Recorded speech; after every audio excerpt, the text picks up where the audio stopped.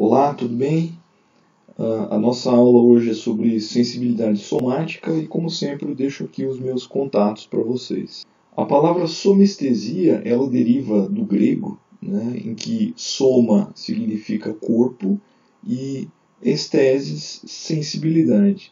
Portanto, a gente está diante de uma condição que pode remeter à sensibilidade do corpo.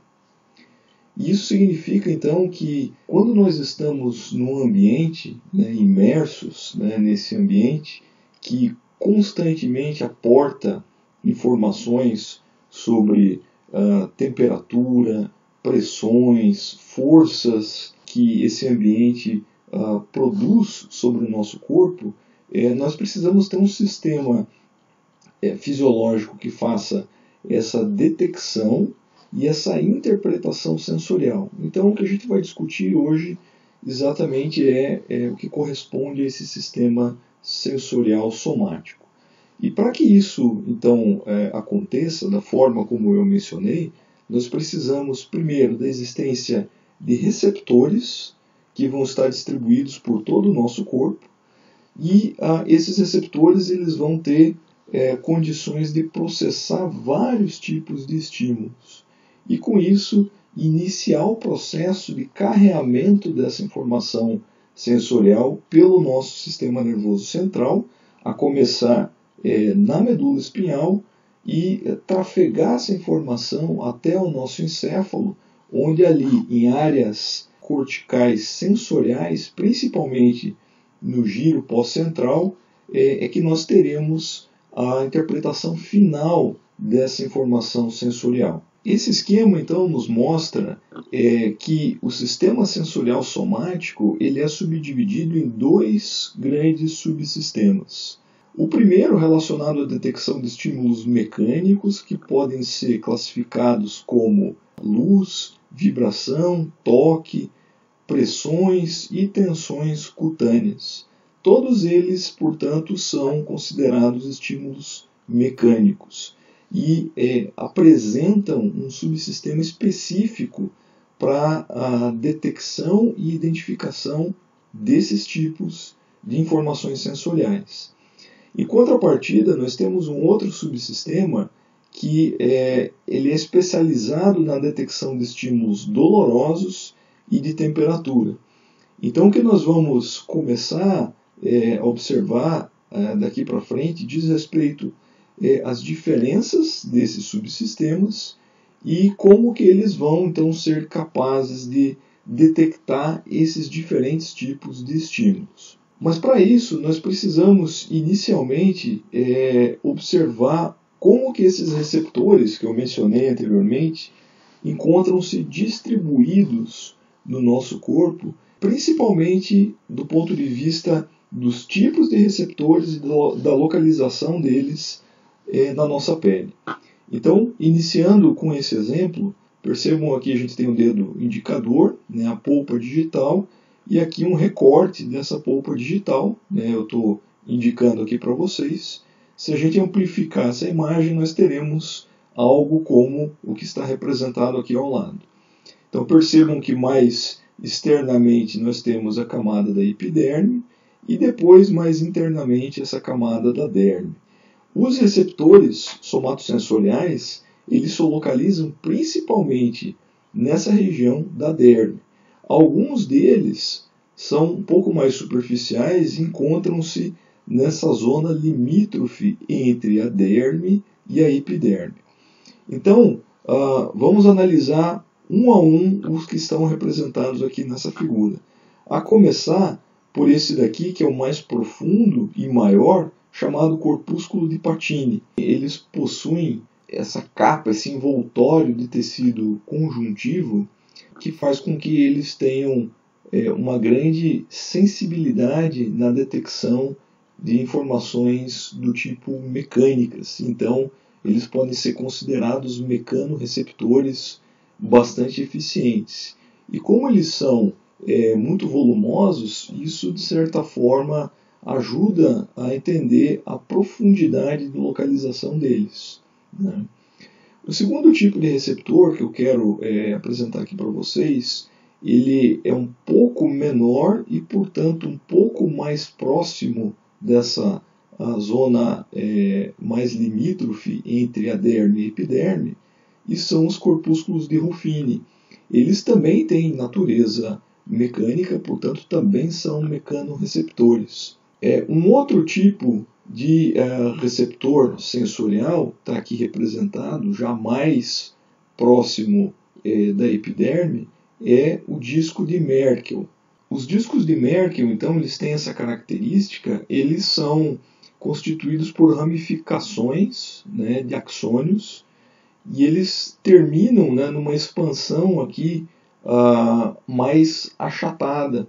E isso também denota uma característica sensorial mais relacionada com as pressões, portanto, de natureza mecânica.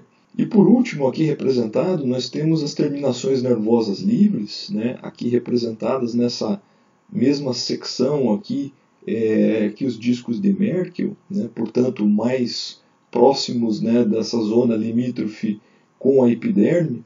E as terminações nervosas livres, elas são bastante características e altamente especializadas na transdução de informações de natureza térmica e dolorosa. Então, é uma especialização para esse tipo de modalidade de informação sensorial. Analisando agora as características morfológicas comparativas entre as terminações nervosas livres, que eu já comentei anteriormente, que tem essa característica própria de serem receptores envolvidos com a detecção de respostas do tipo térmicas e dolorosas, vejam que elas estão aqui fruto dessa projeção do neurônio pseudo unipolar, né? Percebam um corpo celular aqui destacado, e o estímulo, obviamente, presente aqui na extremidade do corpo, por exemplo, na pele da polpa digital daquele dedo indicador.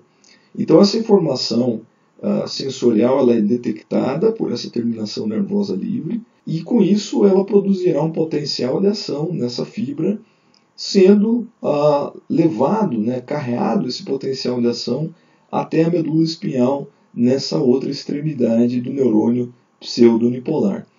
Percebam que, além dessa característica na terminação nervosa, o axônio também é desmielinizado, né, ou com uma quantidade muito pequena de mielina. E essas fibras, elas também têm um calibre muito pequeno em comparação às demais que são eminentemente mecânicas. Vejam vocês, né, as terminações que são caracteristicamente de transdução de estímulos mecânicos, né, elas têm esse encapsulamento. E esse encapsulamento aqui por esse tecido conjuntivo, como eu já demonstrei nos corpúsculos de Pacini, produz um grande volume para essa terminação receptora, fazendo com que facilmente esses estímulos mecânicos possam deflagrar respostas que vão ser traduzidas em potenciais de ação nessas fibras. E essa fibra, esse axônio, ele é altamente mielinizado e também vai carregar o potencial de ação em direção à medula espinhal, que está localizada aqui mais próximo dessa outra terminação do neurônio pseudo-unipolar. Então vejam que, do ponto de vista funcional, essas características morfológicas agora denotam uma velocidade de condução bastante diferente dos potenciais de ação que ocorrem nessas fibras acopladas às terminações encapsuladas em comparação às terminações nervosas livres, né? Então, o grau de mielinização é uma característica, e a segunda característica que contribui para essa diferença de velocidade é o fato do calibre desses axônios ser bastante diferente. Ou seja, nós temos que esses axônios acoplados a terminações encapsuladas são muito mais calibrosos. E com isso, a velocidade de condução também aumenta. Então, essas duas características, um calibre maior do axônio associado a um grau maior de mielinização, produzem, condições que são favoráveis a uma condução de um potencial de ação em velocidades aí que podem chegar a cerca de 100 metros por segundo. Ainda falando desses receptores somatosensoriais e suas fibras, vejam aqui novamente esse recorte da pele da mão de um indivíduo.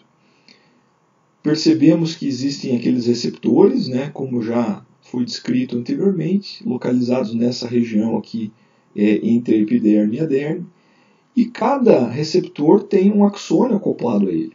E a soma desses axônios vão formar aqui um nervo. E esse nervo, obviamente, ele é um nervo periférico. Isso até é uma redundância, falando do ponto de vista neurofisiológico. Todo nervo ele tem uma característica de ser formado por axônios que vêm da periferia. Então, se a gente amplificar essa imagem, nós veremos aqui que esse nervo ele é composto por milhares de axônios provenientes da pele. E com isso, haverá o carreamento dessas informações que vêm da periferia para o corno dorsal da medula espinhal, obviamente passando aqui por essa região do gânglio da raiz dorsal.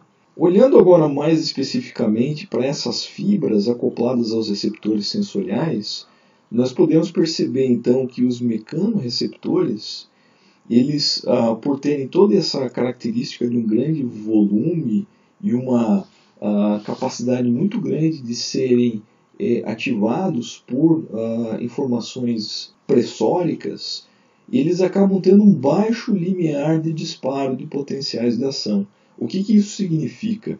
Isso significa que mesmo estímulos bastante modestos do ponto de vista de intensidade são capazes de produzir potenciais de ação nessas fibras.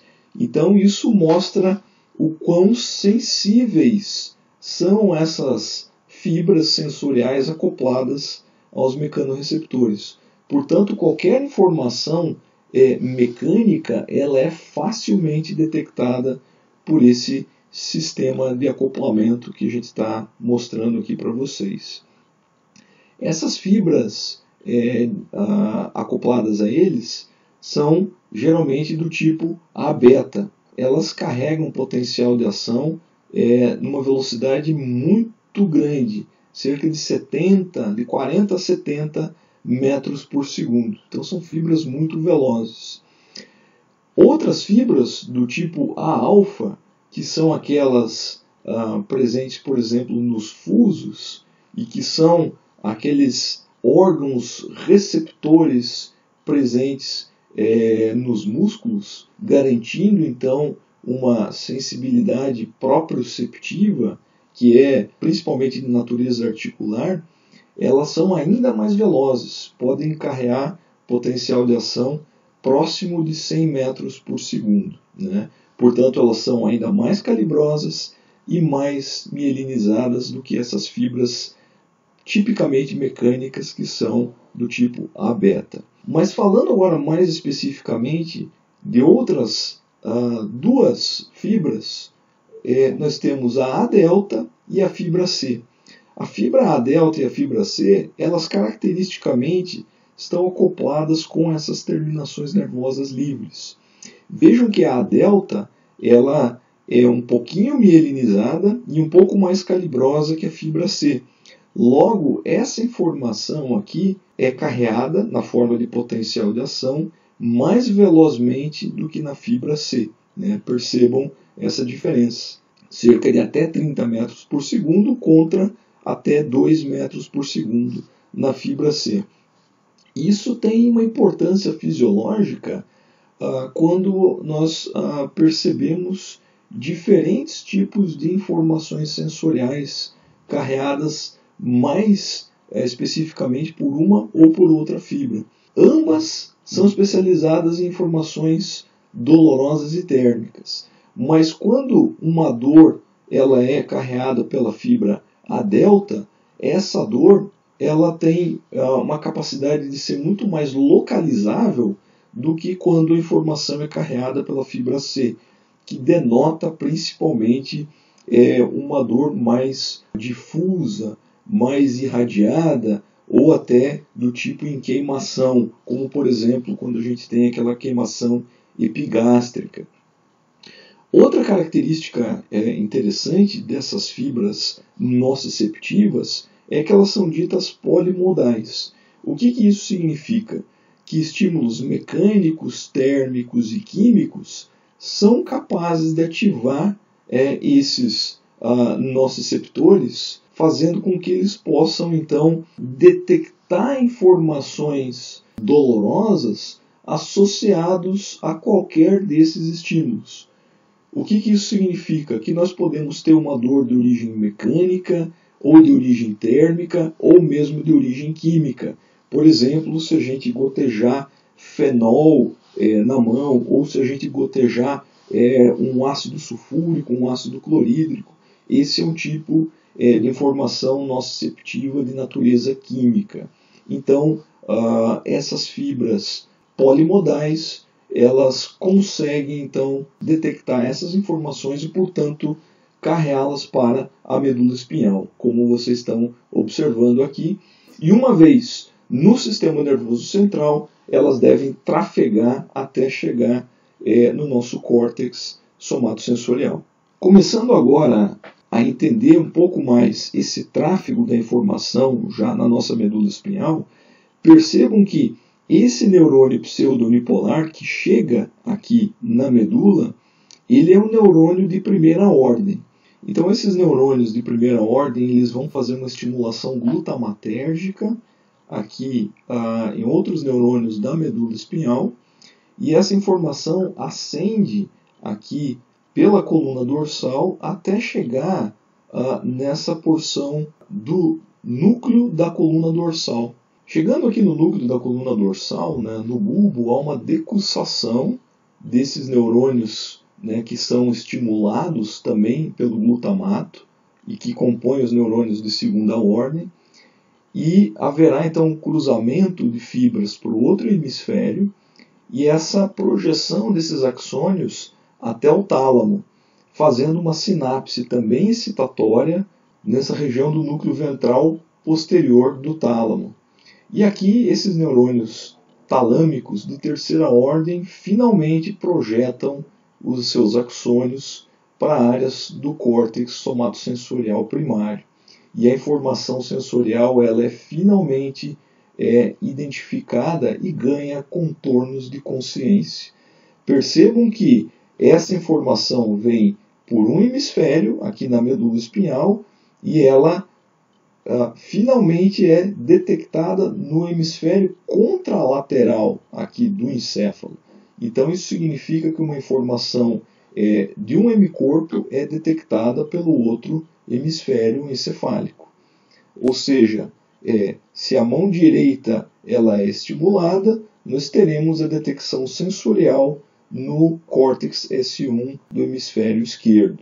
Uma outra característica importante de a gente mencionar e que dá o nome a essa via de informações que é especializada justamente nesse contexto mecânico do tato, portanto nós não estamos falando em informações associadas com a dor, e sim puramente com informação mecânica, é justamente essa região aqui entre o núcleo cuneiforme, aqui nessa projeção da coluna dorsal, até o tálamo.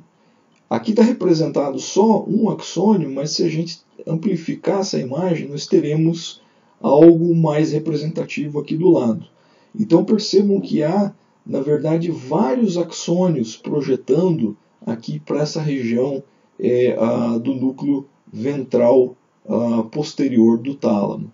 E esse conjunto de axônios forma uma fita, algo que se assemelha a uma fita.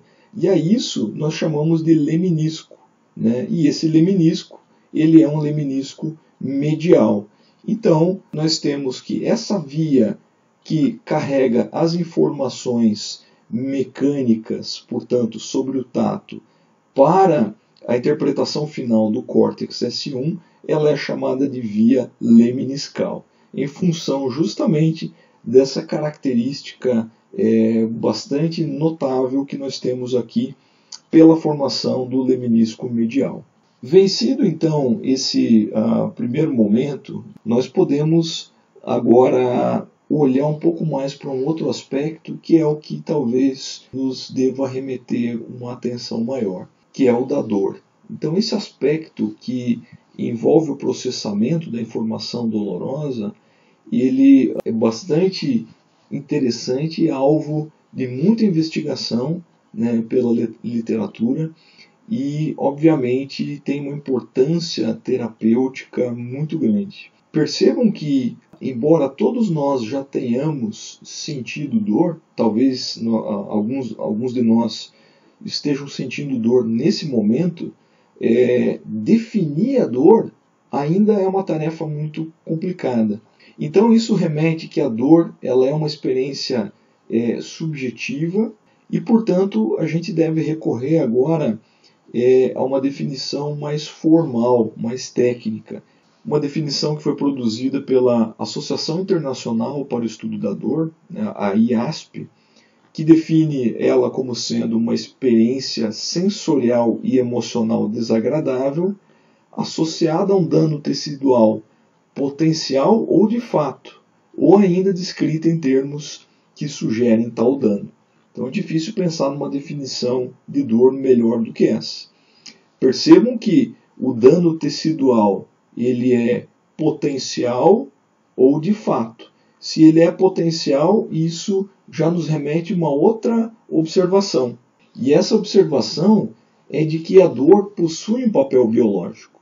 E esse papel biológico basicamente é de alerta de uma lesão tecidual, né, que pode desencadear uma resposta protetora.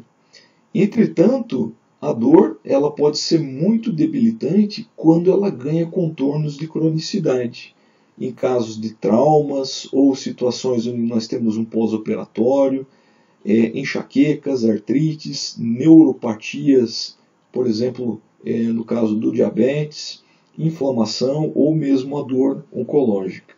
Então, se essa dor ela ganha esses níveis de cronicidade em situações como essas descritas, certamente a gente pode prever que um componente emocional deve estar envolvido com esse contexto da dor crônica, né? Então isso mostra que a gente também precisa fazer uma diferenciação agora de um componente emocional para um componente que é puramente biológico da dor, né? E aí nós chegamos numa outra condição, em que definimos a nocicepção como sendo um conceito próprio, em que ela permite a detecção de danos teciduais por transdutores especializados, que são os nociceptores, e que estão presentes em fibras condutoras desses estímulos. Portanto, a nocicepção ela se traduz como uma definição específica desse componente biológico da dor, descontando um pouco esse aspecto emocional que dependerá de outras vias de processamento encefálico, por exemplo, dependentes do sistema límbico. Então o termo nocicepção acaba também sendo frequentemente utilizado como sinônimo de dor, porém ela se refere especificamente a essa transmissão da informação nociceptiva ao encéfalo, né? Sem referência às respostas emocionais, como eu mencionei há pouco. A primeira observação que a gente precisa fazer aqui para vocês em relação a esse contexto onde nós temos um estímulo nociceptivo é a de um reflexo. Então percebam vocês aqui, eu tenho uma chama, né, um estímulo obviamente térmico e nociceptivo. Ele vai ser detectado por essas terminações nervosas livres e conduzido por fibras pouco mielinizadas, como vocês já conhecem, né? Aqui representada por verde essa fibra, Percebam que ela vai chegar aqui trafegando pelo gânglio da raiz dorsal e estimulando, né, um interneurônio presente nesse circuito local da medula espinhal.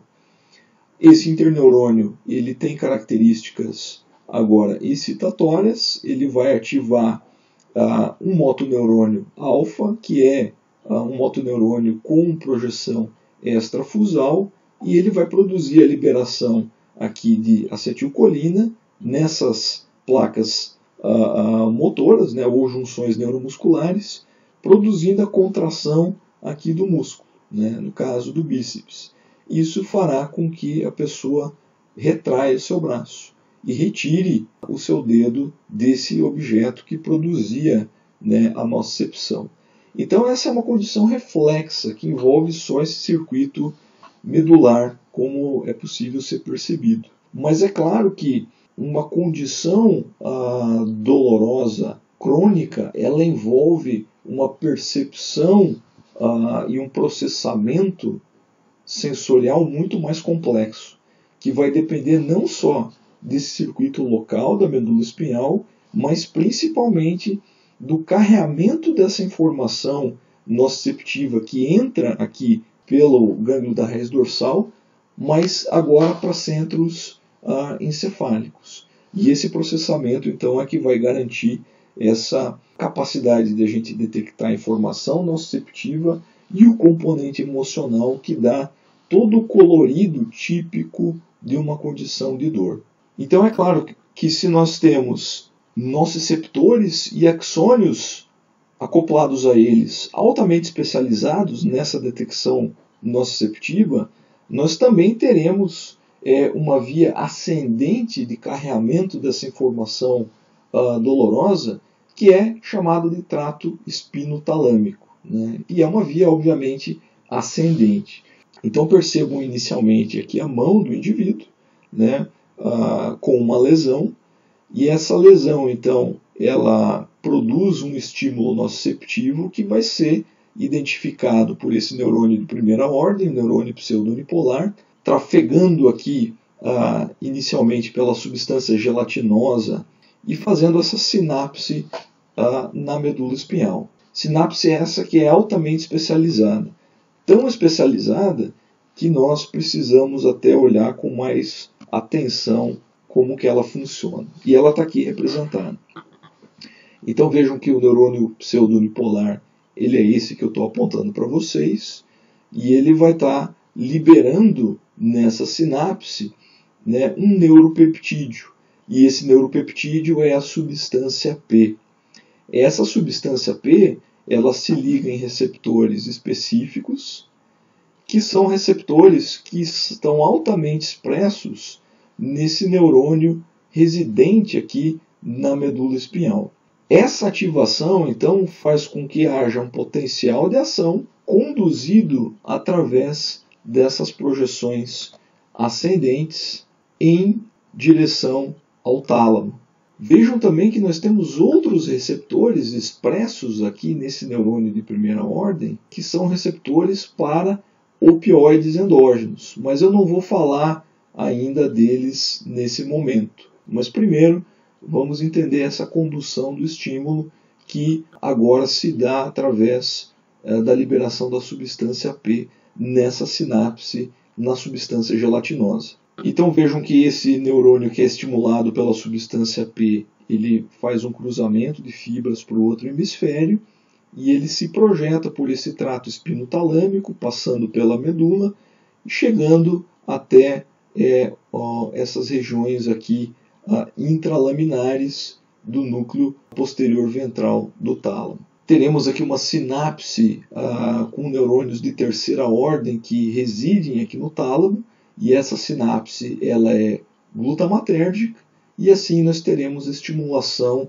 finalmente de áreas do córtex S1. E aí essa informação que é de dor e de temperatura, ela finalmente é interpretada e ganha contornos de consciência. E aí, obviamente, nós temos o final desse processamento ascendente da informação nociceptiva.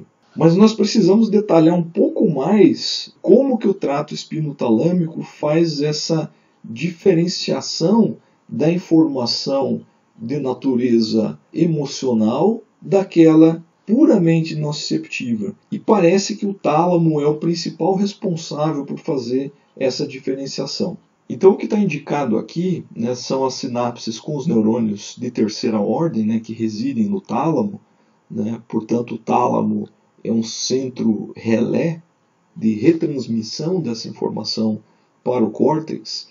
E o que nós podemos perceber é que áreas mais mediais e laterais do tálamo são acionadas. Então essa projeção oriunda dos neurônios de terceira ordem, dessa região mais medial, vai em direção a várias regiões, né, do córtex, né, por exemplo, aqui do giro pós-central, né, lá no córtex S1, mas também para outras áreas, como o córtex cingulado e mesmo regiões aqui mais do lobo temporal, indicando, portanto, que esse tipo de projeção se associa com esse componente emocional que nós discutimos.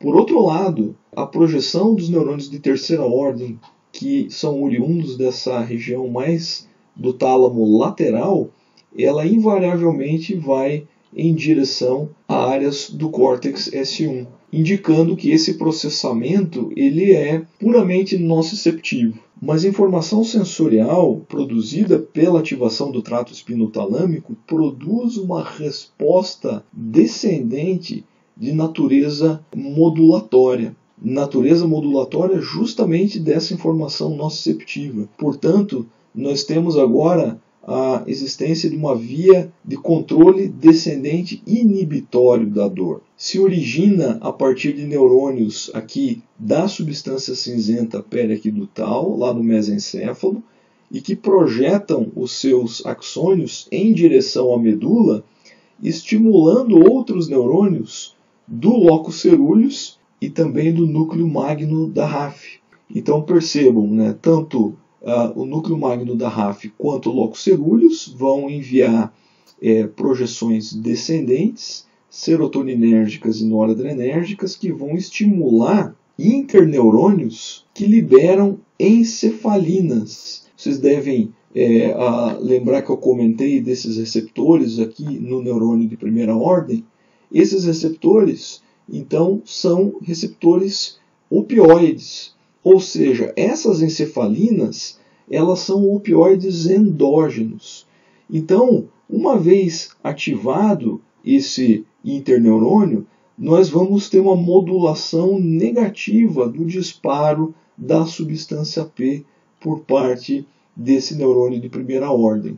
Logo, eu vou ter um efeito de diminuir a ativação desse neurônio que é residente na medula espinhal. Portanto, diminuindo a ativação do trato espinotalâmico. Portanto, nós estamos diante de uma via antinociceptiva. Isso significa que a existência desses receptores opioides produz uma oportunidade terapêutica para que nós utilizemos opioides exógenos, né, como por exemplo a morfina, vão fazer às vezes dessa via descendente inibitória. Então isso permite a gente entender como, por exemplo, a administração local, por exemplo, por via intratecal, né, ou seja, diretamente no espaço subaracnoide, injetando morfina, pode produzir um potente efeito analgésico em condições de dor crônica, como é o caso daquelas dores produzidas